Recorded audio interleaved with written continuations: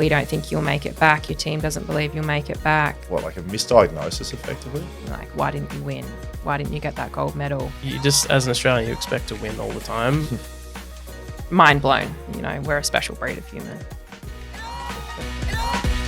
Well, I hope everyone heard that. We are on BackChat, powered by Fleet Network, joined by the beautiful Blair Evans, who apparently needs to burp. You know what? It's staying in the podcast. Bad luck. Hello, Blair. What's going on? I'm so sorry. No, we're not starting again. I was nervous. That's great. It's the greatest start we've ever had on BackChat, powered by Fleet Network, powering the podcast this year, of course. Blair, welcome. How are you? I'm pretty good. Yeah, good. Yeah, Great. we just actually talked about like cutting stuff out of the podcast. Don't worry, we won't stitch you up, but that's definitely staying. No, in. that's Yeah, staying you in. can keep that in there. Starting a podcast with laughter is always a good thing. How we start our podcast, I'm not sure if you're a BackChat fan, but I'm sure you will be after this chat. We ask our guests, we speak to a lot of people in sport. We ask our guests for their greatest sporting achievement. Now, you might be going to medals you've won or, you know, Olympics, Commonwealth, Australian titles. All of that's great. And we know you've done all that. Yeah. You're a good swimmer. Congrats. You're above average. For right now, you may even be a great swimmer. Yeah. For right at this moment, for this question, we don't care. Okay. Don't care about all the medals. Okay. We will know your greatest sporting achievement not in the pool. So you need to give us something you've done in sport outside of your chosen sport. So while you're having a think, Dan Const. Got this cricket ball right here. That's a trophy from under 12's grand final match, 5 for 16 bowling figures. Lost the grand final. Doesn't matter. I was a footballer. I was an under 9 80-meter hurdle champion. I was also, I've still yet to confirm, but it's under 12 sort of range state flags champion. Okay. So the roguer the better. We've had pigeon trainers. We've had gymnasts. We've had I had poker year 7 players. javelin. I was good at javelin in year 7. Hayden Ballantyne was a good javelin thrower. What's your greatest sporting achievement not in the pool? And he cannot. No one has ever told us you have nothing. Okay, so when I was year 6, Great. I was a little bit of a runner, and I was doing the 800 for the first time. And Mum gave me her old spikes. She was a runner as well. Incredible.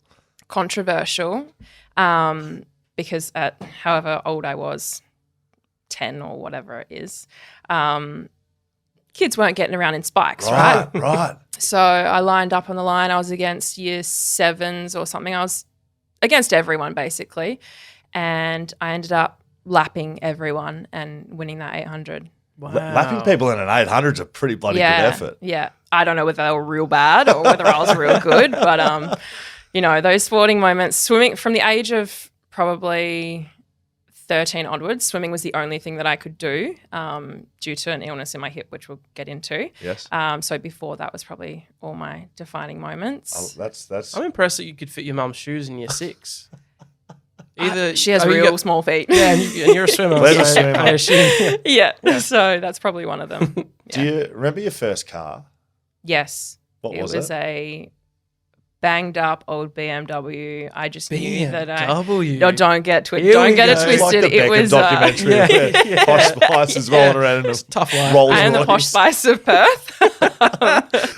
No, it was a banged up old BMW. It was like $500 off West Coast Highway, just sitting on the side of the road. Bullshit. Just knocked on the door. Mum and Dad bought it for me, and it was a bucket of not great stuff. It didn't last very long, but I just felt so cool having a BMW as a first car. Yeah, so mummy and daddy bought you a BMW for your first car. Can we just That's what I heard. Entitled. That's very good. Tell us about growing up then.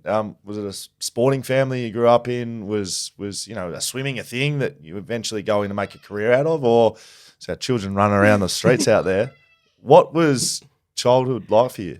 It was great. I have the most beautiful family. I have an older brother. He's 2 years older than me, and Mum was a netballer and a runner, and Dad was soccer.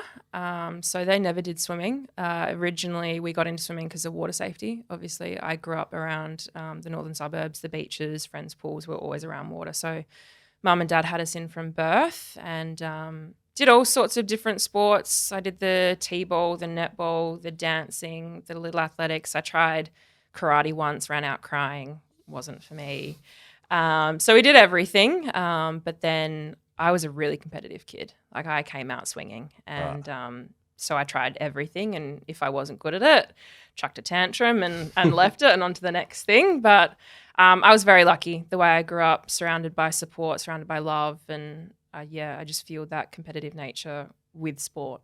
I know you have a brother, Jason. Yeah. I'm assuming you're competitive, so you're younger than Jason? Yes. Right. What's that relationship like? And I talk about it a lot in my work. My story involves him a lot because he was a big inspiration to me as a kid. And I don't know whether that came from competitiveness or just I idolized him. I wanted to do everything that he did or wanted to do. So our relationship when we were young was fun. My first couple of steps that I actually took, he decided to push me over, and I think that's where it stemmed from. I couldn't achieve more than him too early. But from there, we grew up swimming together, and around the time – so he was really successful. He was the hard worker and I was the talented one of the family, I think you could put it. So he was working hard and I was kind of just kicking around. But we both ended up in swimming, both ended up in the same squad, and – through that, our relationship got a little bit touchy at times just because he worked so hard. He was really good as a youngster. He won the gold medals. I travelled around Australia watching him compete at nationals. Right. And then as I got a little bit older, I started to do well based off talent, and then got a little bit fractured there. And then when I achieved, making waist, going to the Olympic Games, that was all his dreams. And unfortunately, he didn't get there, and that caused a lot of friction. And I wasn't a good person during that time. I was cocky. I was confident. Nothing could touch me. So I was really mean to him during that period. So we didn't have a great relationship. But I think the turning point was he actually got to come to the Olympic Games in 2012 and 2016. And he did see me go through a lot in that time, both personally, professionally, and how much it took to get there and how much of a toll it did take on me. So I think he started to understand a little bit more. Not that I didn't get off lighter. He always said that I had stuff handed to me on a silver platter, but I definitely didn't. And we've had conversations about this whole process since then. So our relationship is actually really good now, but definitely growing up, it was some days good, some days, screaming matches in the pool, the coaches trying to pull us apart. So, yeah, we spent a lot of time together growing up in sport, and I have a lot of respect for him. I owe him a lot for pushing me and motivating me. But also I think he's very proud of me and what I've done and what I've been through to get where I am. So we both have a better understanding of each other now. How much older is he than you? 2 years. So like what I'm hearing is like it's not, it wasn't like who was better, even though did you become faster than him? I wasn't going to ask that, but did you beat him in the end? There's one race that because men and women don't race in the same races, but there was one particular race, 1,500 meters, short course. We'd trained together. There was so much hype around it. Everyone was like, Jason's going to win. And I was like, there's not a chance he's winning here. I'm in my prime. So we get to the day, we're driving to the pool. It's the whole family, mum, dad, myself, and Jason sitting in the back seat. You could hear a pin drop.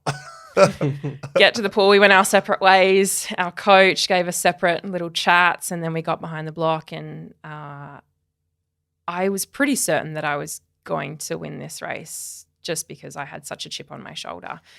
And I got halfway through the race. He was in lane 1. I think I was in lane 6 or 7.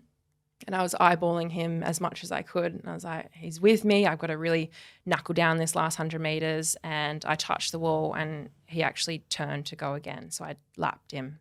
Oh, boy. Wow. That was probably the heightened point of our bad relationship. No, but all in good fun. I wasn't going to, what I was saying before I asked was it doesn't sound like it was because you were better than him. It was like the I don't know, not the pathway, but the how hard he had to work versus what he felt. Yeah. And this is at the time, clearly. Yes, yeah. Not in the future, but, you just got to walk in. You're a better swimmer. And yeah. because I didn't work hard as a kid. I was the Yeah. kid getting out and going for a shower in the main set, and he was really, really dedicated to literally everything that he did. Swimming's just comes across as such a brutal sport to me, both physically, clearly, but mentally. Yeah, it takes a huge toll. And when you see someone who doesn't work as hard as you achieve things that you want, I can definitely understand the frustration and the anger behind that. So I do owe him a lot for how he handled me, because I was unbearable at times. Right. But yeah, we've grown and we've talked about it, and I reckon we've sorted through our issues now. You have to like start young as well. You don't hear about like, late. Dan picked up swimming when he was 23. I mean, I not a could skill have- you can easily learn. One of my body obviously is shaped for swimming, but yeah, it's always like I feel like the people that were good swimmers when they're a kid, like it translates. It's not Yeah. something you can. Yeah, And to make it like people are swimming and in squad swimming and all that stuff like as 10, 11, 12-year-olds, right? Yeah, Like, well- is that you? We started at 6, and Right. I was competing by the age I was 7. Right. So it was definitely a lifelong 24-year journey. And is that pretty similar, like across like all your friends that have been in swimming, all these competitors, is that like No, shared? Or? a lot of my well, yeah, we all start at a certain age, which is young. You learn to swim and then you kind of go through the system. But a lot of people, or a lot of girls that I swam with, tapped out at 17. They tapped out at 18. And even the girls that I swam with on the team tapped out at 25. And I tapped out at 31, 30. So I went for a lot longer, and that's all part of the story. But I loved my sport, and you really have to love the sport of swimming because there's no money in it. You dedicate a lot of your life, you dedicate a lot of your brain power to swimming, and so some people love it and some people come out absolutely hating it. What does that make you more stubborn, competitive, or stupid? I don't know. don't I wanna say think all stupid. three, honestly. Swimmers are a special breed of crazy Yeah. that I've always maintained. I've told everyone that I've met, we're a special breed of human. Yeah, right.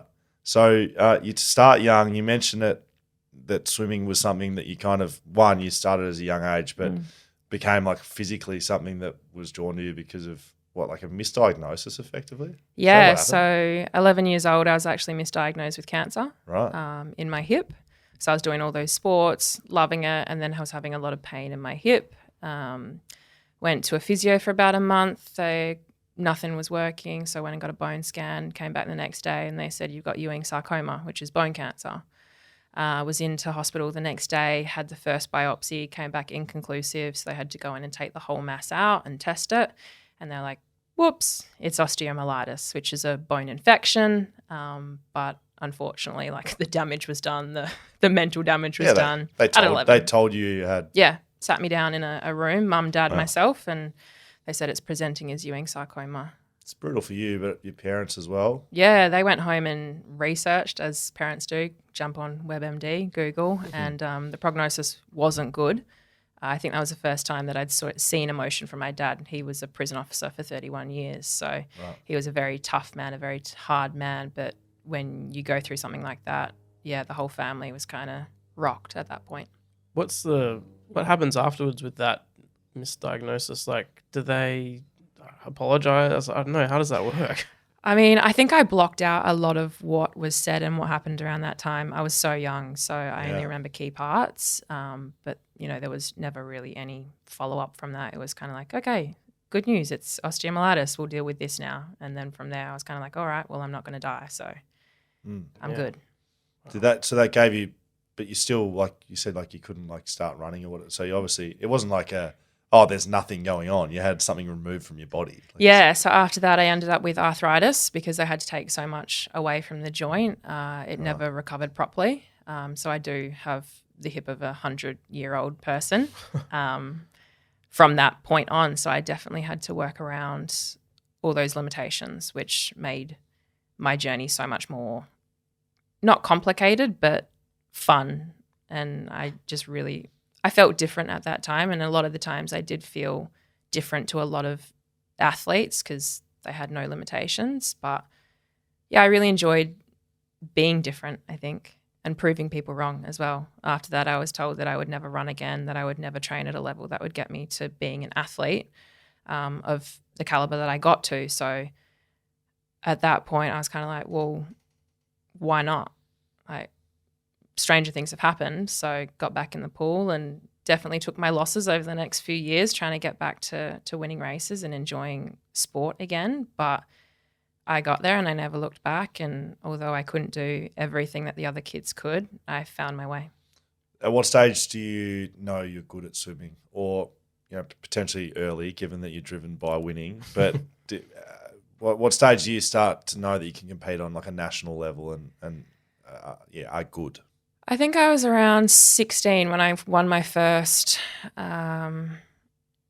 national age medal. I think I came third at the national championships and got to go away on a swim camp over to Queensland and joined all the amazing girls that were training. And I think it was 2008 at this point, and I got to go and train in Steph Rice's squad, who was the world record holder that year. So I just got inspired by that environment and took that back to my home program and just kind of went from there. I knew that was something that I wanted to do. I knew that I wanted to travel more, and it was fun. Like, I liked traveling and being away and being in a team environment. So if I couldn't do that any other way, swimming was the way that I was going to do it. And I would literally find any event that worked for me to get there. Was it a massive step up to someone like a world champion effective squad from what you were used to? Definitely. I was surrounded by a great squad growing up. I swam in a squad full of older guys. So I had like 12 big brothers,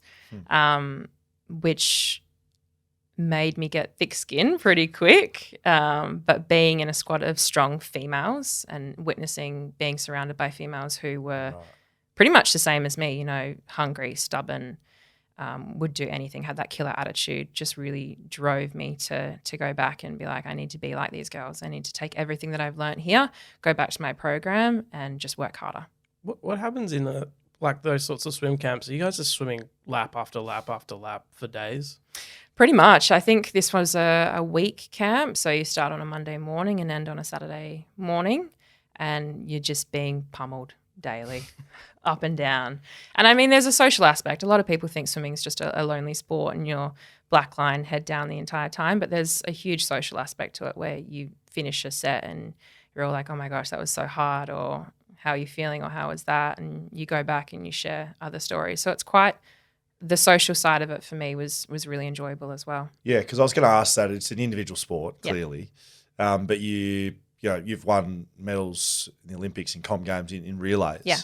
So there's a team element and there's a squad element, but like there is events in this that you can compete in the team. So what's better? Like the single fame, I'm the woman, I'm the winner, or we are, like the team element? I loved the relays. They were my favorite part of competing. I got to swim with 3 amazing girls and share a podium with them.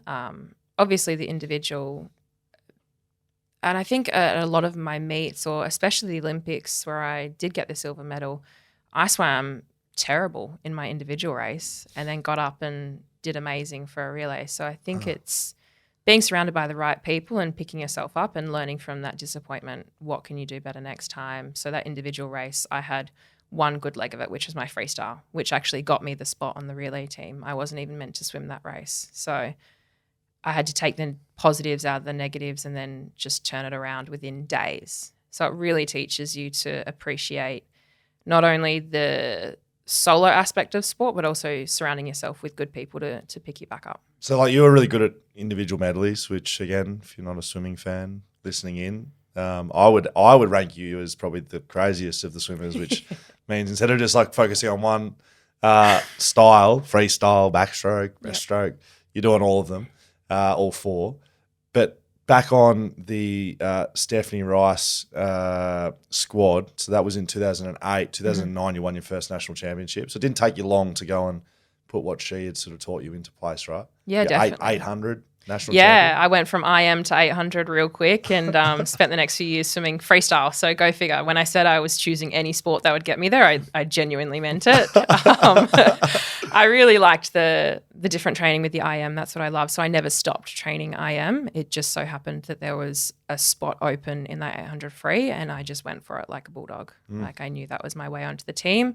and went away to that 2009 World Champs and absolutely loved the experience, swam like a drowning fish, but came away with a lot of inspiration. And at that time, we speak about processes and mental health and surrounding yourself with the right people. At that point, I didn't have that because I was such a strong female who didn't think they needed any support. So walked away from that feeling quite deflated and had those two choices. I can either quit, I've made an Australian team, I can rest on my laurels, or I can go back and work harder. And that's what I did. And the next year I won a 200 freestyle and went away to the Com Games and won a gold medal in the 4x2 and all those sorts of things. So it's a real big process of learning about yourself. And I really had to walk away from that first experience at that World Championships and do better, calm myself down a little bit, find people around me that were going to help me deal with the losses a little bit better. I was a terrible loser. Ask anyone I swam against, I would throw tantrums and cry and all those sorts of things when I was a little bit younger growing up. But after that experience, I just became a different athlete. Yeah. Right. So I think with all the different events you're talking about relays, 200 meters, you're talking about 800, talking about IMs, like I'm assuming there's a big difference in training loads and like what you're actually doing to be good at these things. For me, I was an endurance athlete, so I could go for days. I could back up sessions. Right. I was pretty much unbreakable. At one point, I trained through glandular fever and had no idea that I had it. Excellent. That would have gone well. Yeah, my poor body. But I just didn't know anything different. I wanted to be successful so bad, and I had a team behind me that were just pushing me. They just kept telling me, this is what you have to do to get there. This is the boxes that you need to tick. And there would be sheets of paper that said, this is the time you have to hit at this meet, and this is the time that you have to hit at this meet. And if I didn't get that, I felt like I wasn't succeeding. So it just became ingrained into me that it was a process and that it was laid out for me, the path, and I had to do everything to get there. What's it like standing on the podium? You mentioned 2010, you're gold medalist, Com Games. It wasn't the first time you'd represented your country, but what's it like on the podium, getting a medal, national anthem in your kit? What's that feel like? Not many people get to do that. Indescribable. And I was so lucky that I got to share it with 3 of my very good friends on the team. And again, at that meet in my individuals, swam terrible, was picked to win the individual 200 gold, got 5th, came back, swam the fastest time in the pool, in the entire pool for that relay. So again, a learning experience that probably wasn't mentally or physically, like Delhi was an interesting place to swim, and everyone got sick. And I don't know whether I got sick, but being able to lift for a team, I'm still very confused about it, how I couldn't do that 3 days prior. But standing on that podium, family in the crowd, like there's just nothing compares to that. What's the build up like being amongst the best in the world, like from all the other countries? Is there much chatter amongst it, or are you just like keeping to yourself the entire time? The Aussie team's pretty good at just, closed doors. We're in our camps because we do a week camp before going to a big meet. So we're wherever we were, I think I can't even remember. But we go for a staging camp for a week and we just shut doors. Media's allowed in probably one day and then the rest of the time. And social media wasn't a thing back then. No. Very lucky that I didn't grow up in sport in that world of social media. Why? I just think you're open to criticism, and the way that we're addicted to our phones now, we read everything, and the things that you absorbed is the things that you become. You read into them, and so many people can tell you can have so many supporters at home. It just takes one bad comment to rock you. So very lucky that I didn't go through that first loss on that day and people messaging me or replying to stories or posting like, why didn't you win? Why didn't you get that gold medal? Was so handy. I just had a team of people around me. They were all like, that was pretty tough day out, but get back up and go again. So yeah, the Aussie team's really good at just staying to themselves. Once you get into the village, it's a free-for-all, obviously. There's so many people around and you're battling people for the buffet in the dining hall and sleeping in mozzie nets, in single beds. There's a lot to tackle once you're actually in a village situation, but the Aussie team just nail it every single time. You've mentioned it a few times, failure as I don't know, you haven't said the word failure, but, not performing as well as you would have hoped as an individual. It seems like a sport that opens itself up for like that like failure. You either like win or medal, or like it's no good. Well, the expectation, the self-expectation is the hardest thing to deal with. You go in and you feel great and everything's gone well in prep, and then you get up and nothing comes together on the day, and it's just like, how? And you don't get answers from that. You can't go back and be like, okay, this went wrong, this went wrong, this went wrong, because everything went right. So I think the self-expectation is the hardest thing to overcome, and just be like, okay, it's just a bad day. You can get back up and do it again. And I fell victim to those heavy self-expectations a lot, and wanting to felt like I had so much expectation from back home as well, which came from myself. It wasn't actually true. People didn't like me whether I won the medal or not, or succeeded, and my family didn't love me whether I won or lose. And that was something that I didn't understand going through that phase of my swimming career. I thought my self-worth was based off how many medals I won, if I stood on the dais, if I did a PB, all those things that come with being an athlete. It's interesting because, you talk about your preparation, your training, you build up. It might be, in the case of an Olympic Games, 4 years. Mm-hmm. And then how long does it take to swim 200 metres? A minute. How long would it take Dan? How long would it take you? I couldn't swim 200 metres. Let's get out. How long does it take? A minute 55. Right, so under 2 minutes, right? Yep. And then you have 4 years of preparation. Yeah. And it's just an interesting concept that it's not shared too many sports, where you don't really have an opportunity to correct any mistakes you make. You make a mistake and the 4 years are in the bin. Yeah. Basically. Yeah, and that happens at trials usually. We see people miss teams by 0.01 of a second. Yes. And they're 4 years. So is that separation between training and being a good swimmer and having talent and being in a good squad and getting better, all that stuff, as opposed to performance mindset and the ability to be able to perform in a 2 minute period? Like, do you see that as someone who swims? Like, it's such a massive separation of like what you do? Yeah, definitely. And it can make or break an athlete's career,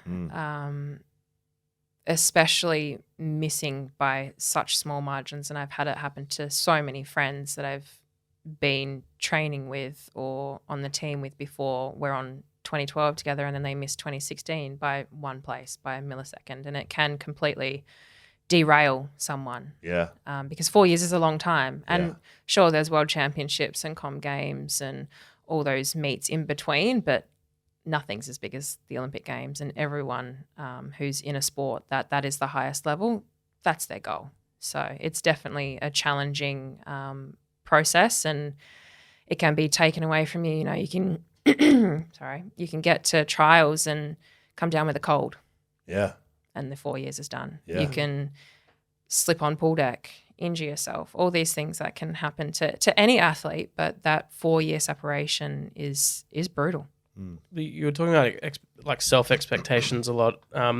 Does swimming for Australia come into that? Like, as like someone who watches the Olympics, you just, as an Australian, you expect to win all the time.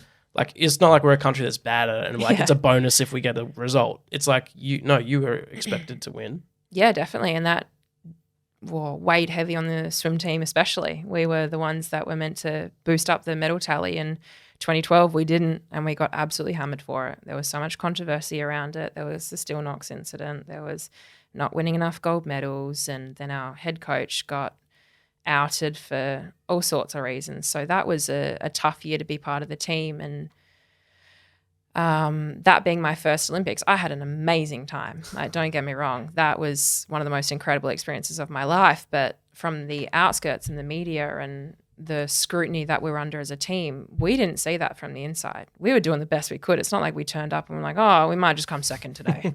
Like, you're never putting yourself in that situation. So that was a hard team to come out of and see all the bad press about it.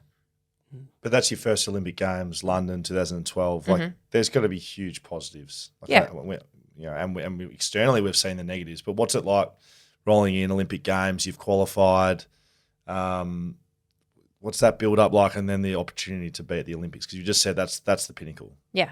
Like, no doubt. Yeah. What's it like on reflection? So my first team, I came second to Steph Rice. So someone that I idolized 4 years prior was in that race when she broke the world record. Someone that I not modeled, but just respected so much in the sport of swimming. I made the team alongside of her, and I got to swim with her and prep with her. And so that for me was one of the most special things, because not many people get the opportunity to do that. And I worked hard to get there and worked my butt off to get on that team. So that takes nothing away from the things that I did to get there, but to swim with someone that you idolize for such a long time and finally achieve a childhood dream and prove all the doubters wrong and prove those doctors wrong. Like, it's just such a cool feeling to get up and wear the green and gold. And although that uniform was horrific. Was it? Oh, horrific. We've seen some things. I got to look this up. I don't remember it being particularly bad. Yeah. 2012 was bad, was it? 2012 was bad. But yeah, I felt privileged to be there. And I think that's cool to go in with that mindset, because it's my first team. It could go either way, but I'm going to soak up every last minute of being here in staging camp, in the village, competing after it. Like, it's a whole process. It's really like this month-long portion of your life that's like a dream. Is it fair to say individual didn't go as well as your relay did in that Olympics? Yeah, definitely. And I got out of that swim and the time didn't reflect the work that went into it. And that's just life. Got out of it, went back to my coach, had a bit of a chat, cooled down, and went back to my room. And I was like, all right, well, what are the positives in this race? Because you can't spend the next few days. I was on the first day of competition, the first race up, so I couldn't just dwell on it. I'd learned from that 2009 experience not to be the downer in the camp. So I really had to filter through, okay, what was the positives out of this? And the positive was my freestyle leg. And then a day later, I'm asked to swim on the relay team. And so that's not something you know going in, that you're going to be in the relay team? There's a squad. So there's probably about 8 or 9 girls that could potentially swim that relay. And Right. the team is different from heat to final again. So you're all swimming against each other, but you're also a team. So I didn't know that going in. And so when I was told that, I jumped at the chance. And I swam my absolute heart out and did the best time I possibly could, and it was amazing. So that was in the heats? Yeah. Do you swim in the final? Still jaded about this experience. No, it's interesting. I think it's an interesting insight. Yeah. So I did swim the quickest time out of the 4 girls, and I went back to the mix zone, and they said to me, you'll be in the final. You did the quickest time. And I was like, this is sick. Can't do much more than that. Can't do much more than that. Was stoked with my performance.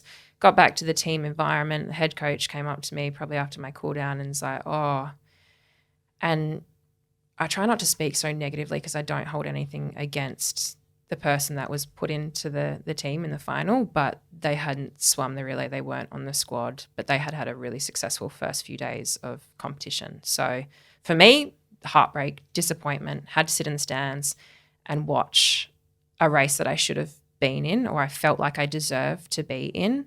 But at the same time, I was proud. Like, there's not much more I could have done in that heat swim, and there's not much more that I could have, I couldn't throw a tantrum. I couldn't just sit there and be like, I deserve that spot.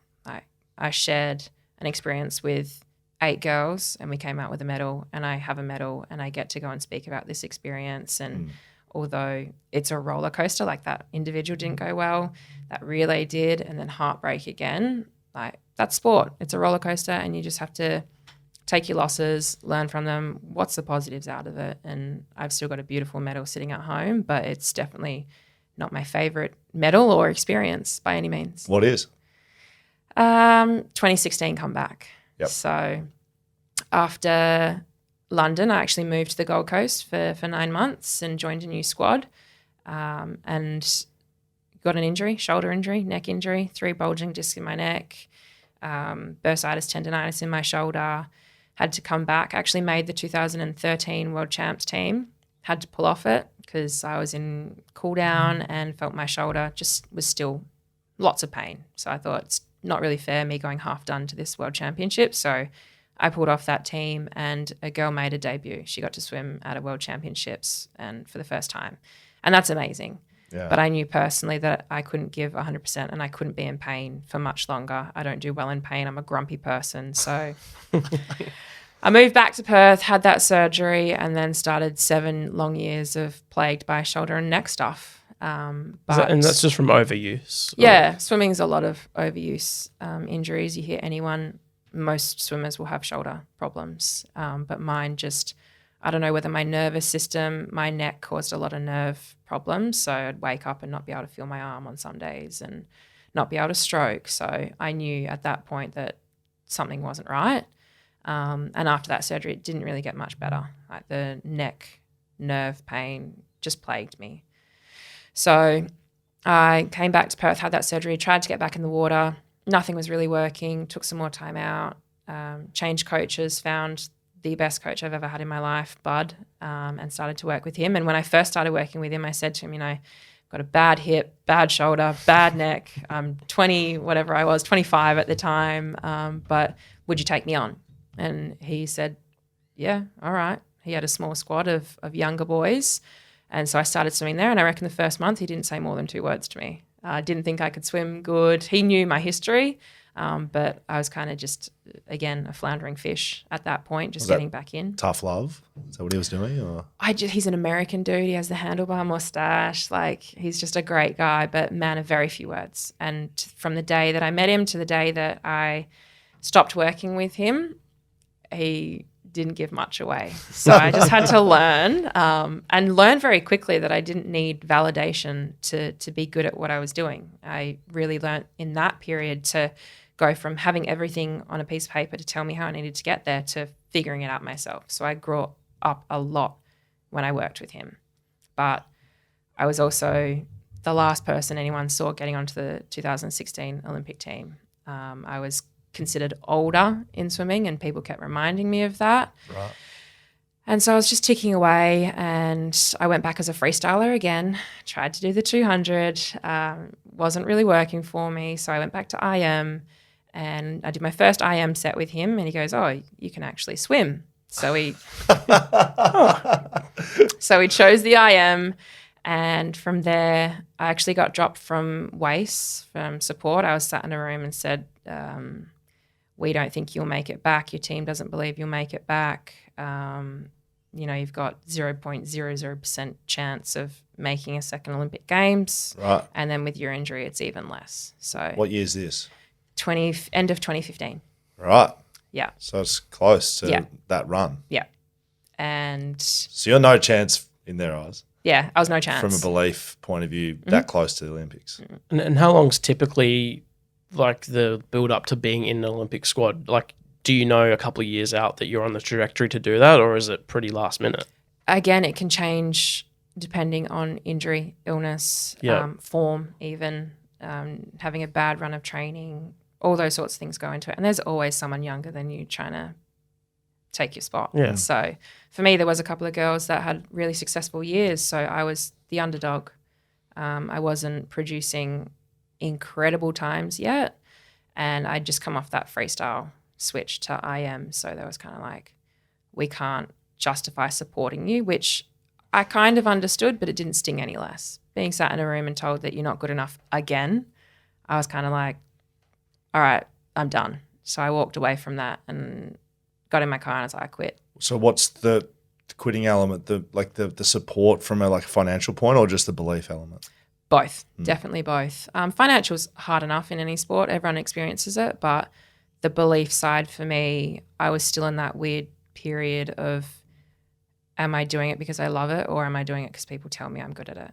And after that point, quit, went home. Mum and Dad knew who I was. They're like, she's not done, but we'll give her a couple days. That's They're like, yeah, sure, you're done. Yeah, okay. yeah. So I went home for a couple days, I reckon I took a week off swimming, and then went back to working with Bud and just put my head down. And I knew that I wanted to go to a second Olympic Games, and I knew that I was capable of it. So just worked harder than I had before. Again, had the hip thing, had to work with the shoulder thing now. And some days were really good, and some days I made it 300 meters into warm up and had to get out and go home.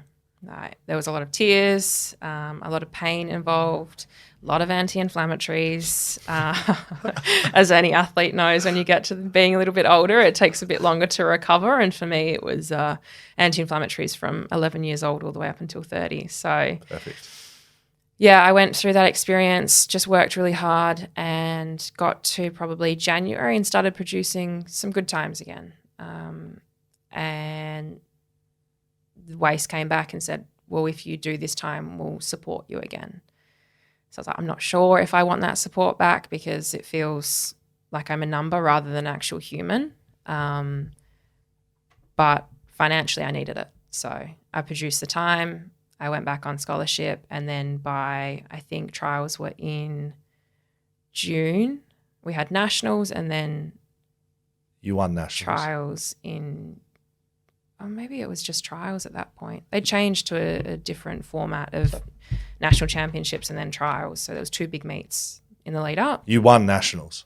I won trials. You won trials. And I think I might have won nationals. You won nationals. Claimed national title. Okay. 400 IM. Thank you so much. I blocked a lot out, clearly. You did a PB, 4:35.26. Okay, so that was trials. Okay. So that was my That was in the qualification. trials. Yeah, that was in the trials. Yeah. So before that race, actually 2 weeks out, I sprained my neck, couldn't swim for 4 days. So I thought, this is over, I'm done. 4 days out is a lot going into a prep. So Yes. I just said, oh no. And I was confident. I'd put up some good times and probably went in, I think I went in ranked 3rd for that trials and still classified as the underdog. And got to that meet after being injured and I was like, whatever happens, happens. I have nothing to lose here. I've done everything that I can. I've got a really good support network around me that I've built based on who stayed, who supported, who reached out. I got behind that block. I was physically shaking. Like, could not contain my nerves at all. And I'm quite an anxious person, but that was next level. And I just got up and you got nothing to lose, Blair. So just dove in. And I think my eyes were closed for like 75% of the race because I just didn't want to see anything. 400 IM, if no one knows, it is brutal. It hurts so much. You feel like you're going to die. So I just swam that race pretty much with my eyes closed and opened them probably within the last 25 meters and saw no one around me. And I was like, I'm lost. Touched the wall, turned around, saw a 2-second PB, number 1 next to my name. And that still gives me goosebumps. It's my favorite race. It's my favorite moment of my entire sporting career. And again, mum's in the stands, hysterical, jumping up and down. Dad, the non-emotional one, is trying to pull her down. Prison guard. Yeah, he's trying to pull her down and not to act so crazy. And that was just not only for me, but for everyone who had watched me go through everything to get to that point and watched me quit on a weekly basis because I didn't want to be in pain anymore, to achieving something because I loved it, because I wanted to be there and not because everyone was telling me that I was good at it. It finally was, okay, you did this by yourself, backed yourself in, didn't give up when you had every reason to. You're old, you're broken, but you got there. So that's my favorite. Yeah, that's what's good. That's very good. What's the sound like in that sort of arena? Because like outdoor sports, it's like not contained, so like sound floats everywhere. But in like it's like so echoey in like a swimming pool. Can you hear much of it when you're swimming?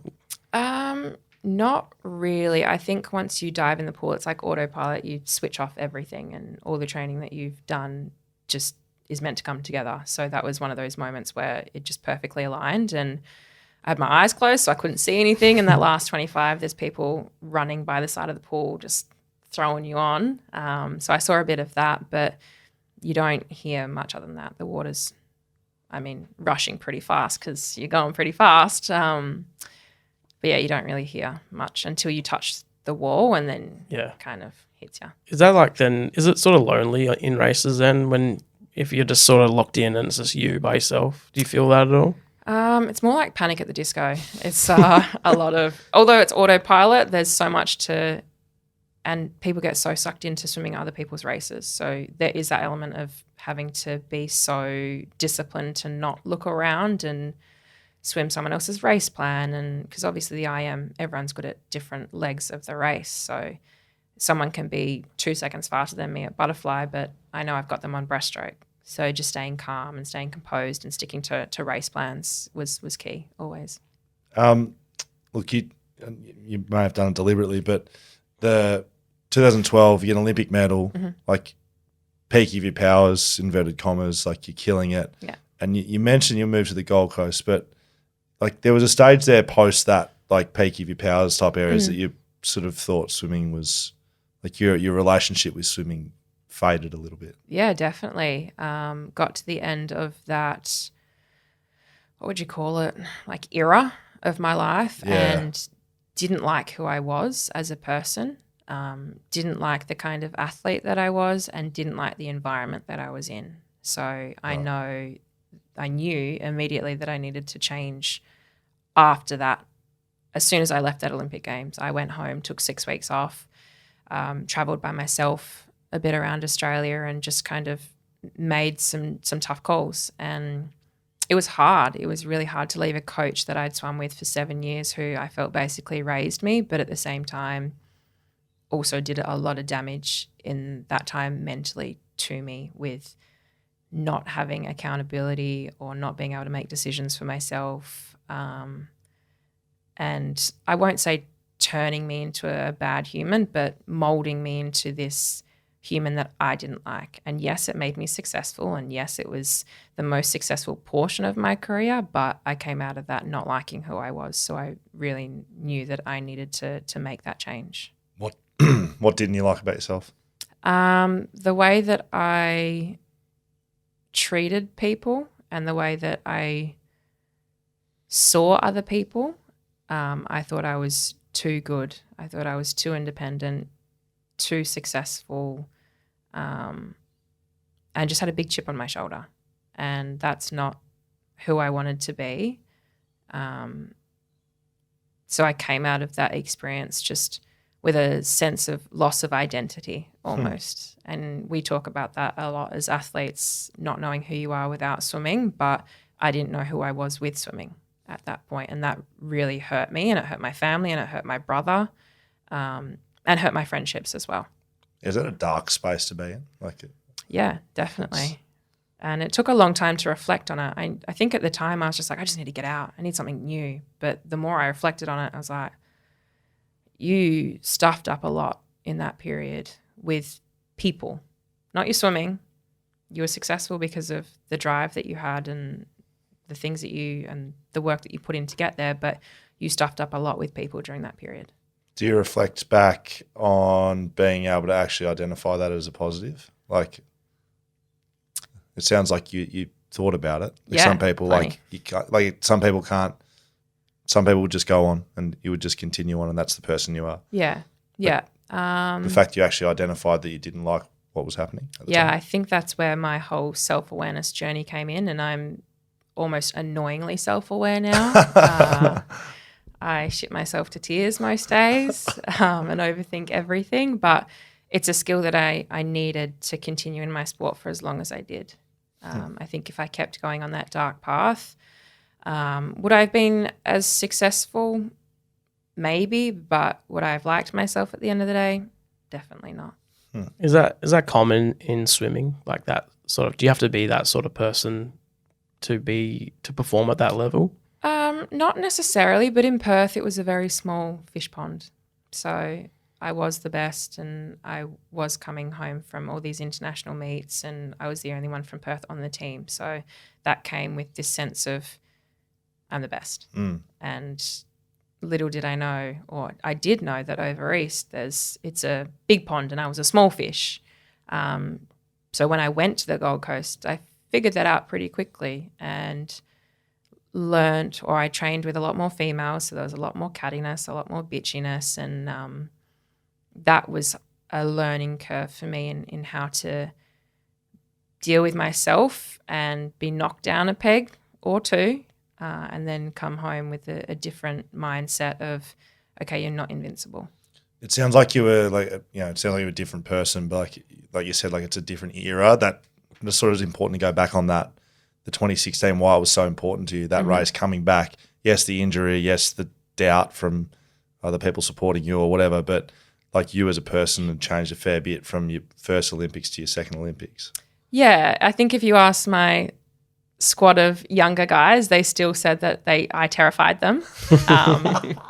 Sorry, guys. That is so cold. But I went about it a little bit better. I liked myself a little better. Yes, I was competitive. Yes, I was stubborn. But I liked myself a little bit more in the way I went about things, and the way I carried myself and the way I interacted with people was the most important part of it. It's very interesting. So 2016, you do the race that is the top of your list, and then you head to Rio Olympics, your second Olympics. Yep. Is it a different experience? Yeah, I was older, a bit wiser, recovered less fast. So the training and the preparation was a lot different. I obviously had the shoulder injury, which I actually had to take,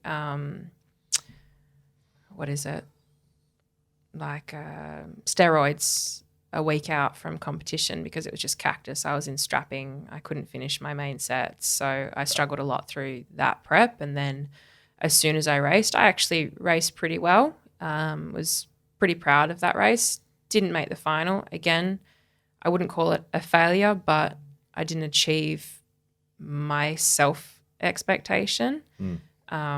But then I got out of the pool, went to the doctor, and he's like, all right, you need to have 3 months off now because you are complete cactus. And I was like, you couldn't have told me that going into this. You've cooked it. Yeah.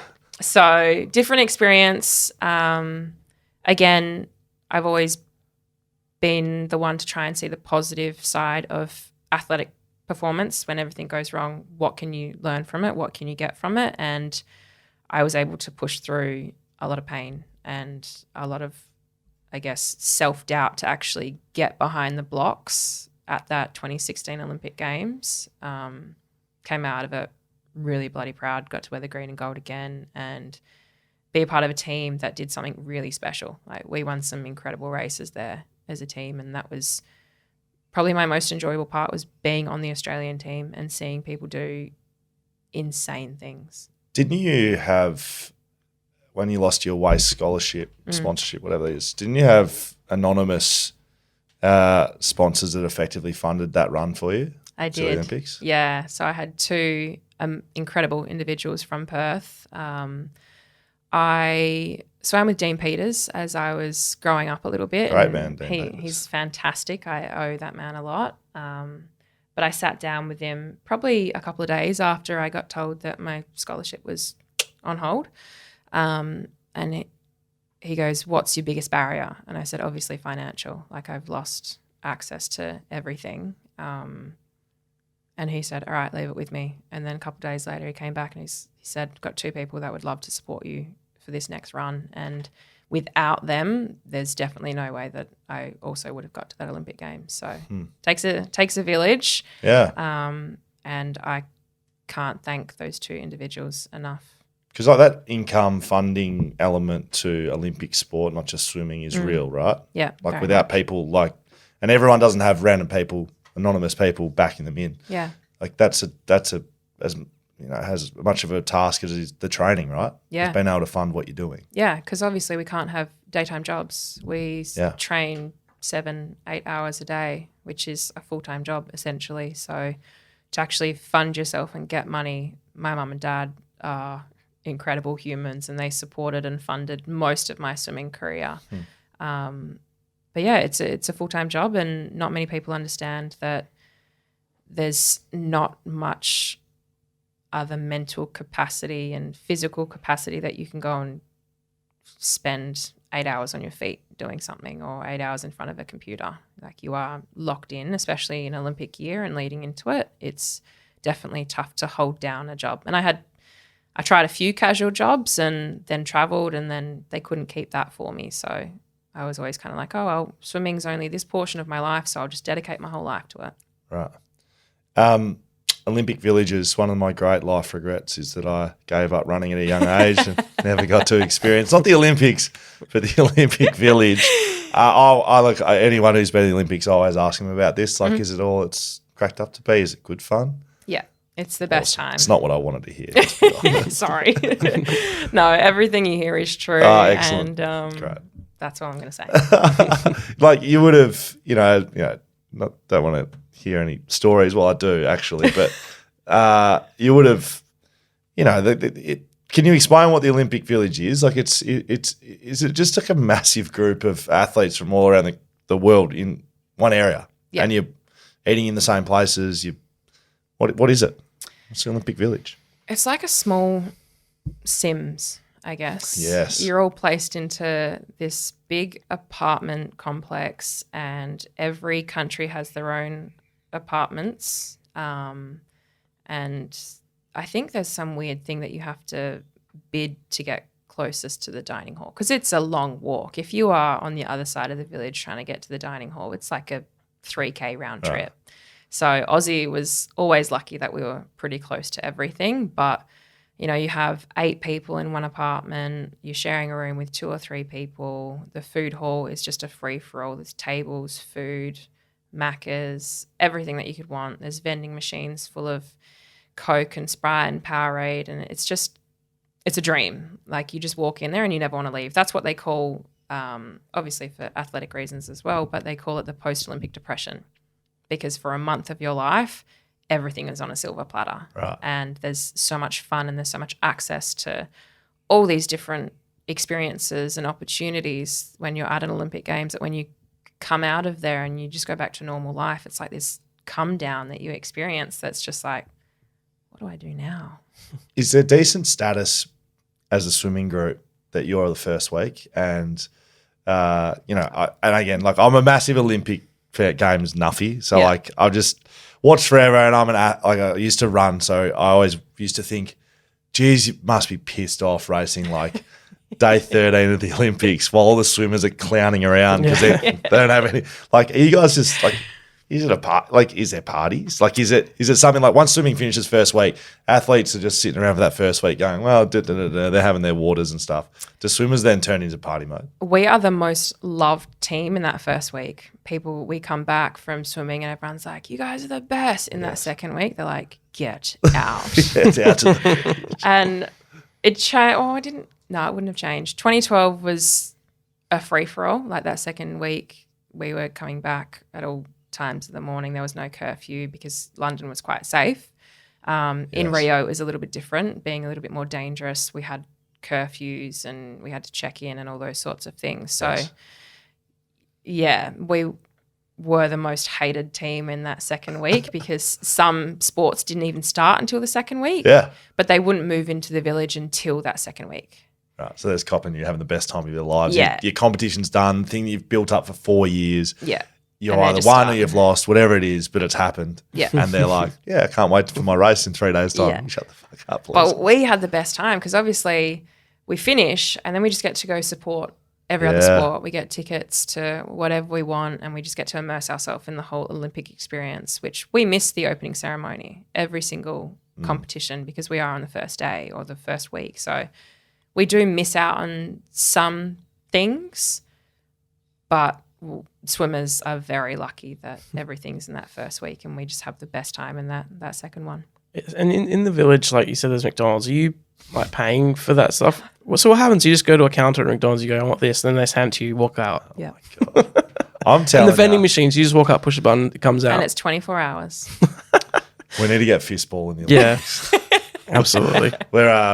We're running a stateside for fistball. It's an international sport. Hasn't quite made the Olympics yet, but I am trying to compete for Australia. That Isn't e-games in the Olympics? Yeah. That could be you. Yeah, I could anything get in goes, and baseball's back. So well, can't play baseball, so we're hoping to teach ourselves how to do other sports.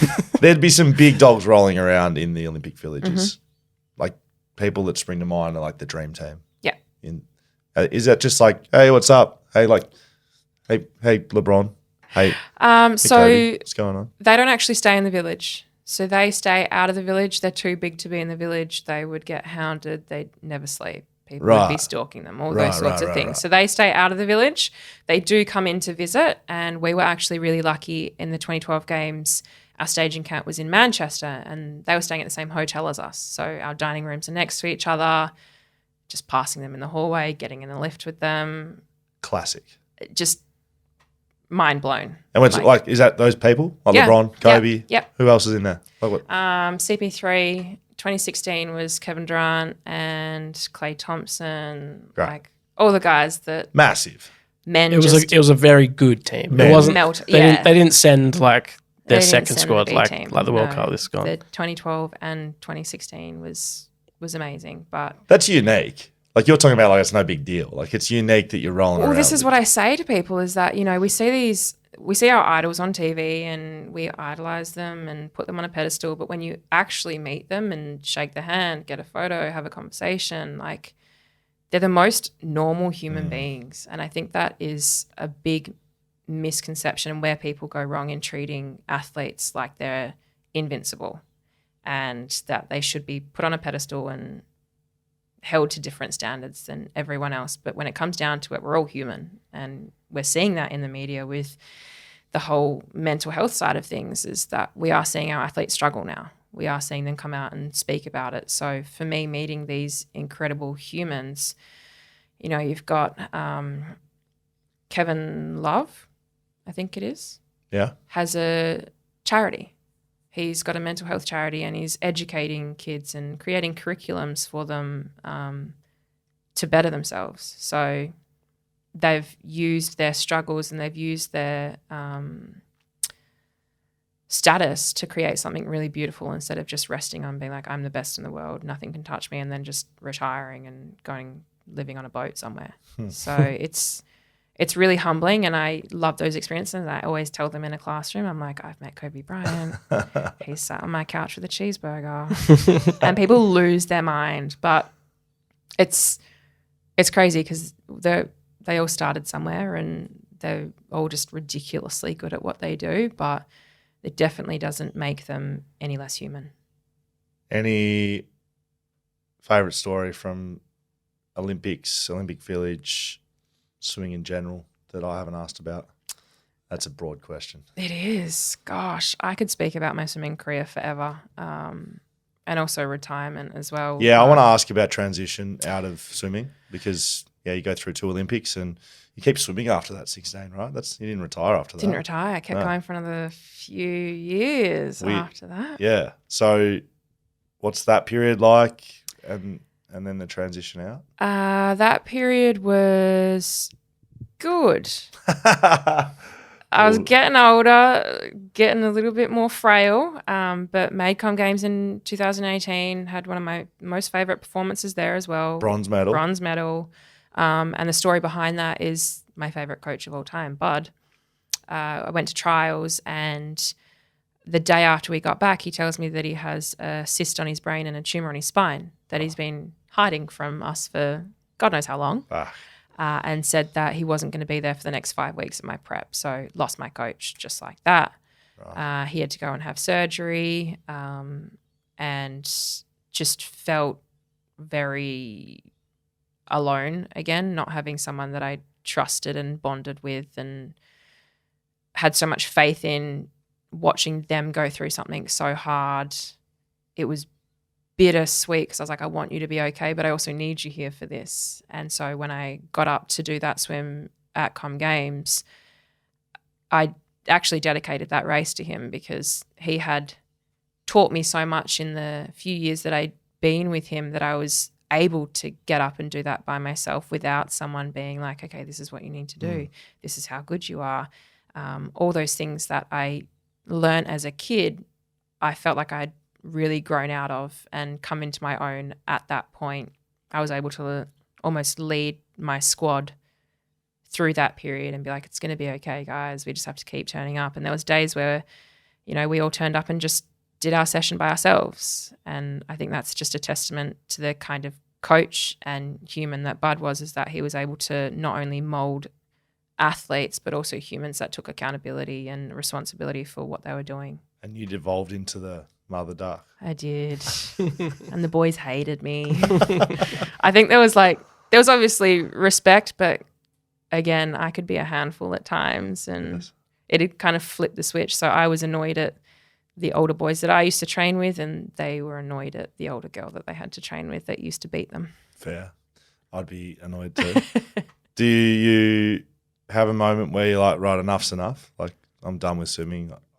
Do you quit or do you retire? You retire.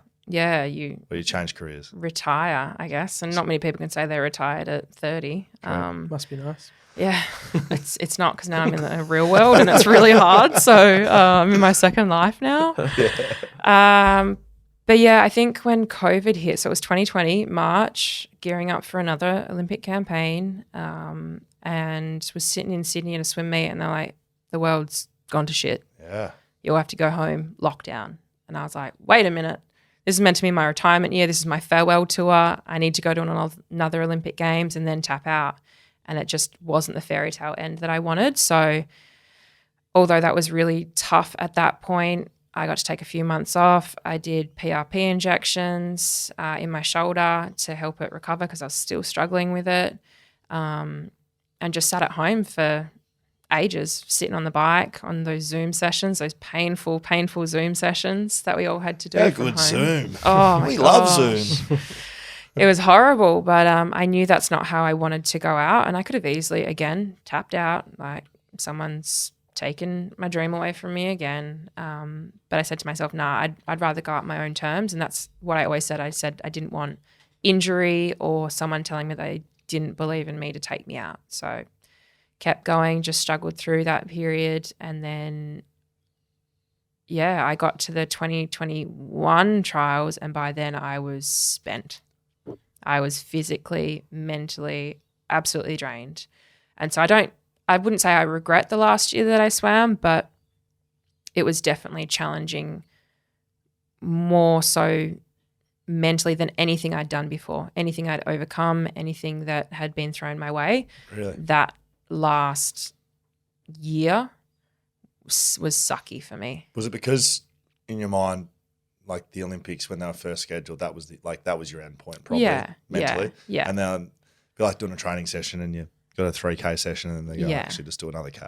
Well, I had to change coaches again because after that Com Games, Bud stopped coaching. Right. So he moved back to Canada. So lost my coach, had to find a new squad, had to find a new coach to work with. I think I left Bud in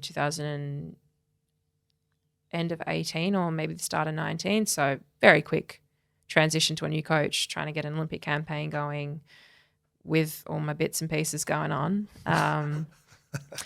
So it was tough. And then through that period, shoulder was still bad, took some time out of the water, gained some weight, told I was fat, had to lose the weight, get back in the pool.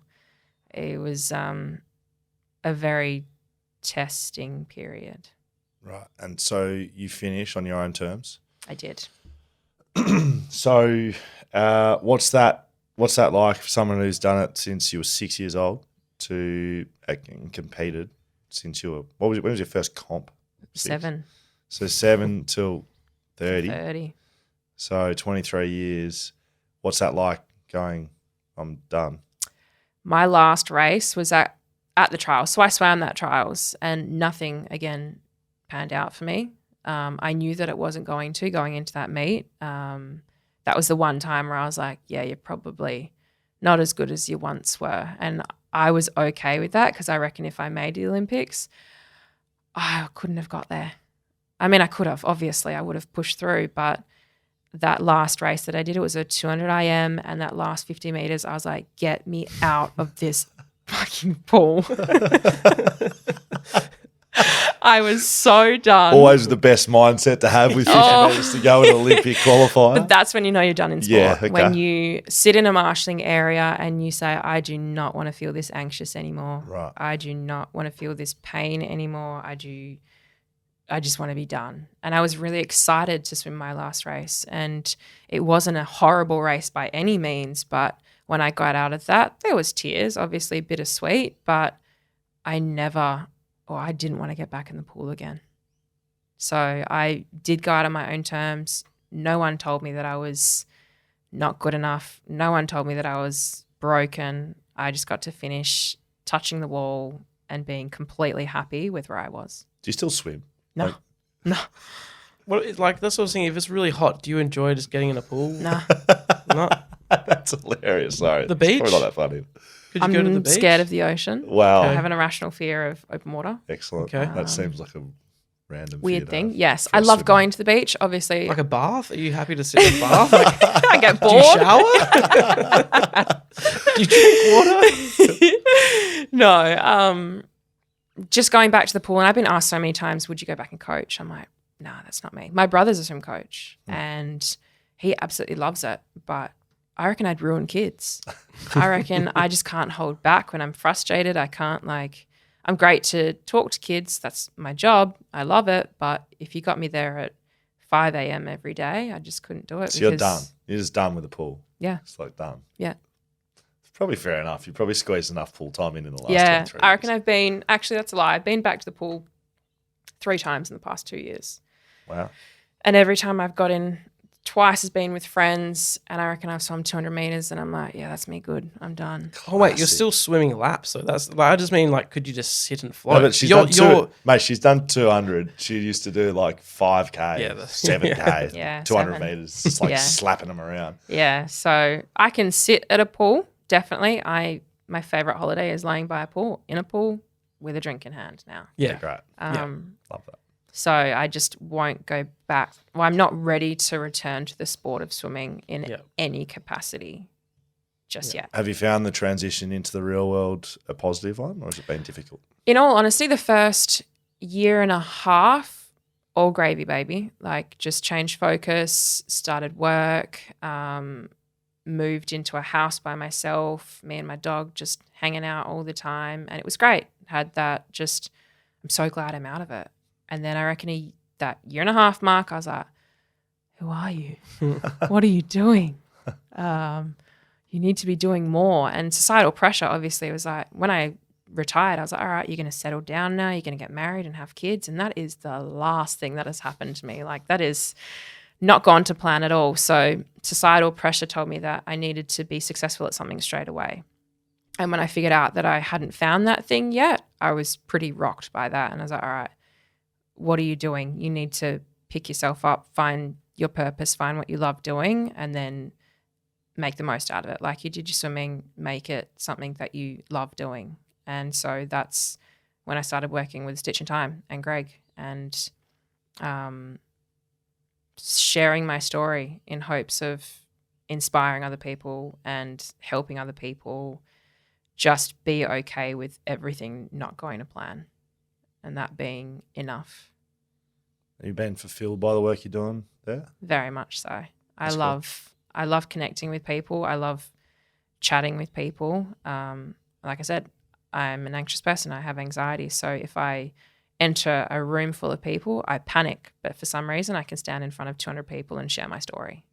And the feedback that I get from that, and the kids that message me after a presentation and stay in contact and always asking questions and just reaching out, means the world to me. It means that, some days you walk out and there's such an imposter syndrome in what I do as well, because sometimes my mental health is in the absolute toilet and I have to go and stand in front of people and say, this is how you deal with it. And I'm not doing that.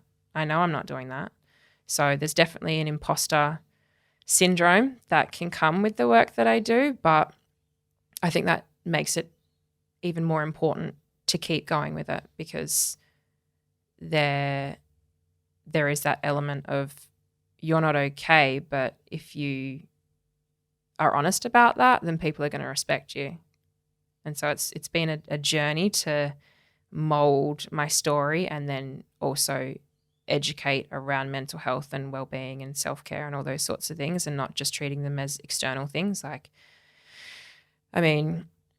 The whole look good, feel good thing doesn't really fly for me anymore. It's more feel good, look good.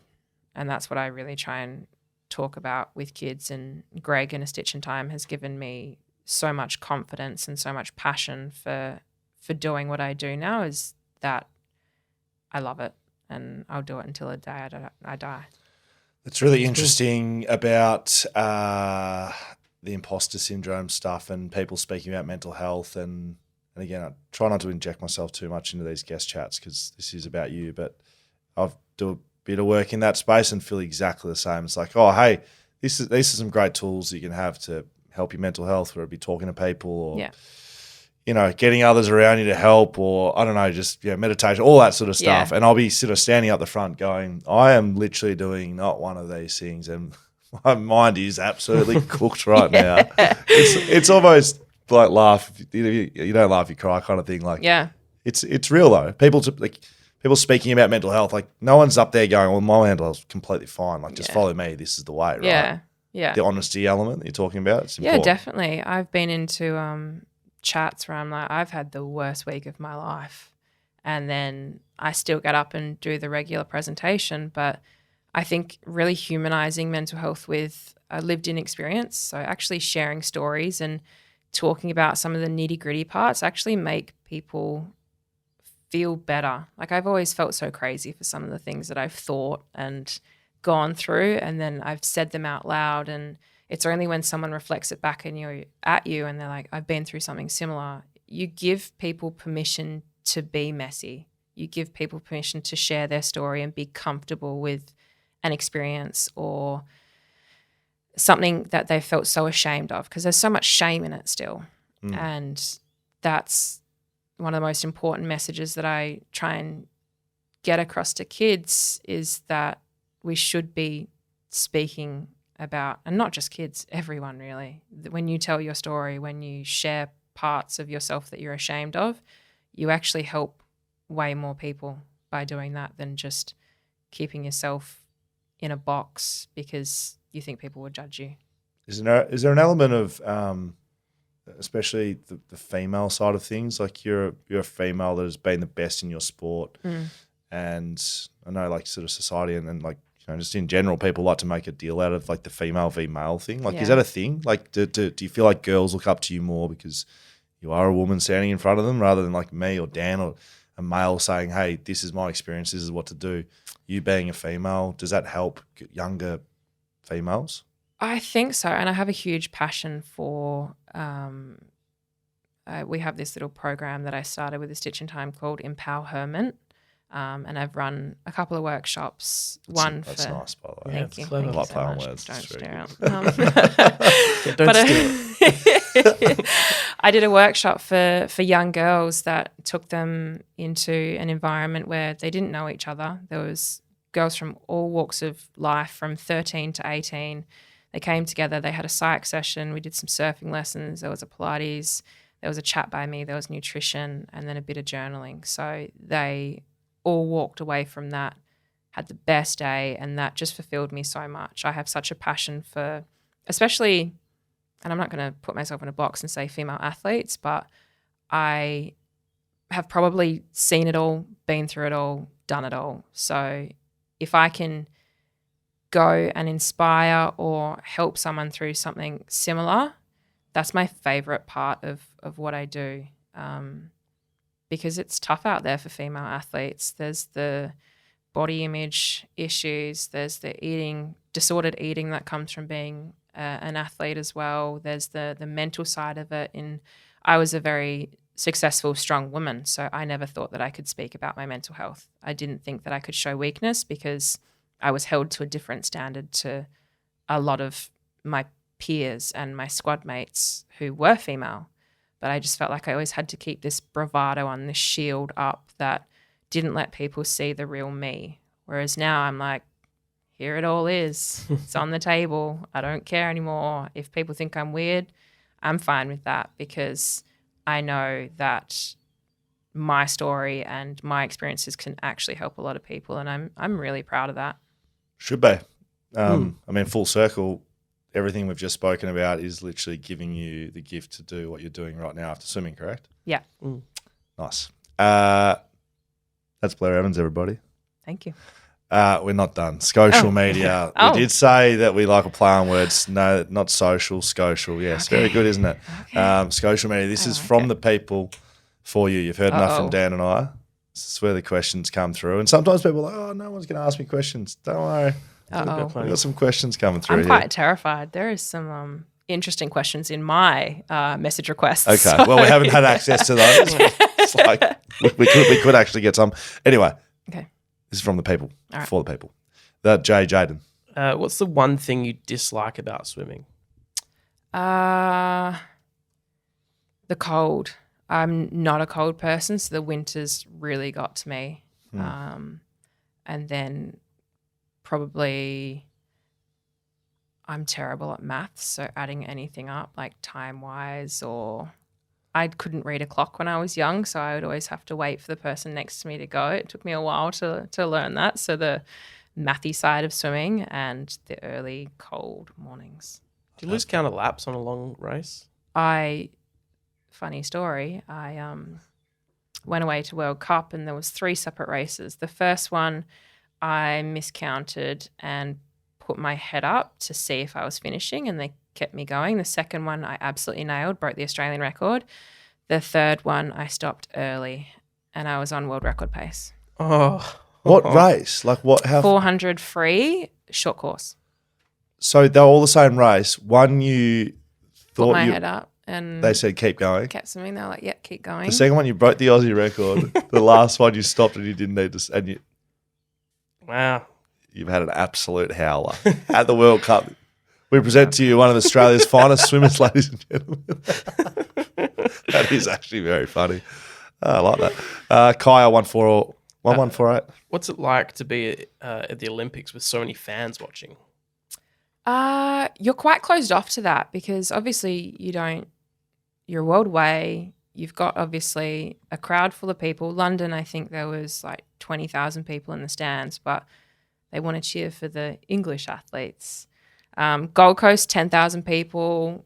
That was incredible. One of my most treasured experiences, winning that bronze medal and doing the lap of honor around the pool, and just genuinely people are so happy to see you and so happy that you won a bronze medal. And we see a lot of athletes that are just like, oh, bronze, that's kind of shit. But I was like, yes, bronze. Yeah, as you should. Yeah.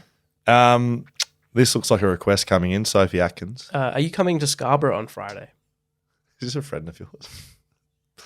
Sophie Atkins asks, are you coming to Scarborough on Friday? Not that I know. Okay. I don't. Do we have I don't know what that is. Okay. Maybe you should Sorry, go. Sophie. I'm going to ask this one from Dubstar.